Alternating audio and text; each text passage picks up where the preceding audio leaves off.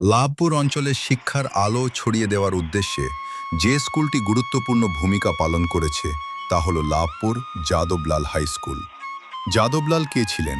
স্থানীয় ইতিহাস অনুযায়ী যাদবলাল বাবু ছিলেন লাভপুর অঞ্চলের একজন শিক্ষানুরাগী, সমাজসেবী ও দানশীল ব্যক্তি। ব্রিটিশ আমলের শেষ দিকে বা স্বাধীনতার আগের সময়ে তিনি উপলব্ধি করেছিলেন শিক্ষা ছাড়া সমাজের উন্নতি সম্ভব নয়।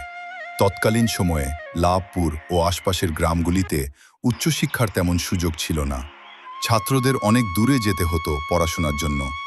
এই সমস্যার সমাধান করতেই যাদবলাল বাবু নিজের অর্থ, জমি এবং প্রচেষ্টায় একটি উচ্চ বিদ্যালয় প্রতিষ্ঠার উদ্যোগ নেন। স্কুল প্রতিষ্ঠার সময় স্থানীয় মানুষ ও শিক্ষানুরাগীদের অনুরোধে বিদ্যালয়ের নাম রাখা হয় লাভপুর যাদবলাল হাই স্কুল, যাতে ভবিষ্যৎ প্রজন্ম মনে রাখে সেই মানুষটিকে যিনি নিঃস্বার্থভাবে শিক্ষার জন্য কাজ করেছিলেন।